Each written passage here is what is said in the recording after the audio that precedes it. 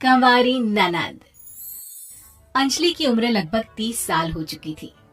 वो एक स्कूल में टीचर की जॉब करती थी। अंजलि के घर में उसकी माँ के अलावा उसका छोटा भाई और भाभी भी रहा करते थे। 30 साल की उम्र होने के बाद भी अंजलि की अब तक शादी नहीं हुई थी। इस बात को लेकर अंजलि की माँ रुक्मिणी देवी काफी परेशान रहा करती थी। माँ, मैं स्कूल जा रही हूँ, जरा मेरा टिफिन तो दे दीजिए। अब क्या पूरी जिंदगी मैं तुझे टिफिन बनाकर देती रहूंगी? अरे कुछ सोचा भी अपने बारे में या बस ऐसे ही? क्या माँ, सुबह सुबह फिर वही बातें लेकर बैठ गई। माँ गलत क्या कह रही है अंजलि दीदी?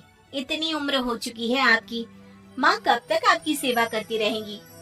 भाभी, मैंने माँ को कब कहा कि मेरी सेवा करो? वैसे भी अपना टिफिन मैं खुद तैयार कर लेती हूँ, बस टेबल से उठाकर देने को ही तो कहा था। वैसे अंजलि दीदी, देखा जाए तो टिफिन उठाकर देने की उम्र तो आपकी है। आपका अपना घर परिवार बच्चे होते तो ये जिम्मेदारी आज आप पूरी कर रही होती। एक बात मेरी समझ में नहीं आती, अगर मेरी शादी नहीं हुई तो इसमें मेरी क्या गलती है? और तुम सब लोग मेरे पीछे क्यों पड़े रहते हो? अरे कुछ कहना क्या पीछे पड़े रहना होता है? अपने छोटे भाई को देख, तुझसे 3 साल छोटा है लेकिन 2-2 बच्चे खेल रहे हैं आंगन में। मुझे आप लोगों की कोई बात नहीं सुननी, जा रही हूँ मैं। और आप में से किसी को मेरा कोई काम करने की जरूरत नहीं है, मैं खुद संभाल लूंगी। इतना कहकर अंजलि वहां से चली जाती है। शाम को जब अंजलि अपने स्कूल से लौटकर घर वापस आती है तो उसने देखा कि पड़ोस वाली निर्मला चाची वहां पर बैठी हुई थी। क्या बात है अंजलि बिटिया, नौकरी करके वापस आ गई? जी चाची जी, कैसी हैं आप? मैं तो ठीक हूँ बेटा, तुम बताओ शादी के बारे में कुछ सोचा या नहीं? अरे रहने दीजिए ना, इससे तो शादी की बात करना ही बेकार है। कुछ भी कहो तो गुस्सा करती है, बात बात पर आंखें दिखाती है। माँ, आप ऐसा क्यों कह रही हैं? मैंने कब आप पर गुस्सा किया? अरे अंजलि बेटा, तुम्हारी माँ ठीक ही तो कहती है। 30 की होने आई हो, अब तुम्हें भी शादी वादी कर लेनी चाहिए। चाची जी, आप तो ऐसे कह रही हैं जैसे शादी करने से मैंने मना किया हो। रहने दीजिए निर्मला चाची, हमारी अंजलि दीदी को अभी तक उनकी पसंद का दूल्हा नहीं मिला ना, इसीलिए वो शादी नहीं कर रही। भाभी, ऐसी कोई बात नहीं है। अरे तो फिर क्या बात है? तुम्हारी माँ ने तुम्हारे लिए इतने रिश्ते ढूंढे लेकिन तुम्हें कोई पसंद ही नहीं आता। क्या है ना चाची जी, हमारी ननद रानी नौकरी जो करती है ऐसे ही थोड़ी ना किसी को पसंद कर लेंगी। अरे भाई, नौकरी का घमंड है तो बात अलग है, कोई और बात हो तो बताओ, कोई रास्ता निकाला जाए। नहीं नहीं चाची जी, कोई बात नहीं है, बस मुझे अभी तक अपनी पसंद का कोई मिला नहीं है। सुन लिया आपने, इस लड़की के तो पर निकल आए हैं और इतनी उम्र में अपनी पसंद का कोई मिलेगा भी नहीं इसे। माँ, आप मेरी शादी को लेकर हमेशा मुझे ताने क्यों मारती रहती हैं?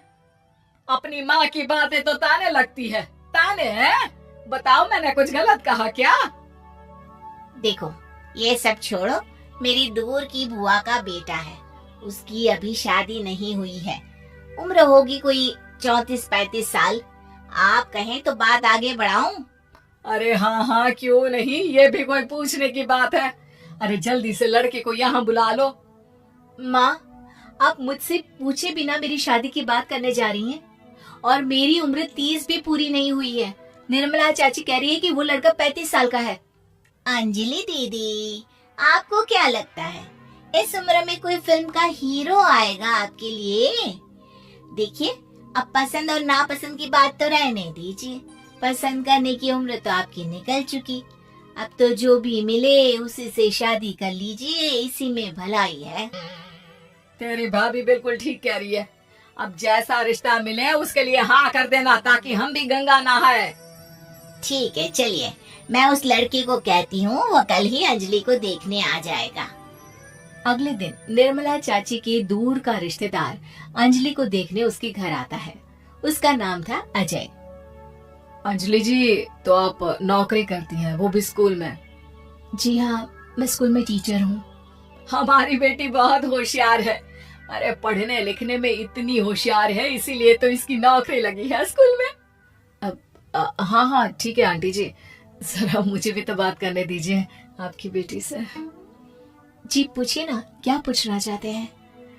अंजलि मैडम, ये तो बताइए कि आपने अभी तक शादी क्यों नहीं की?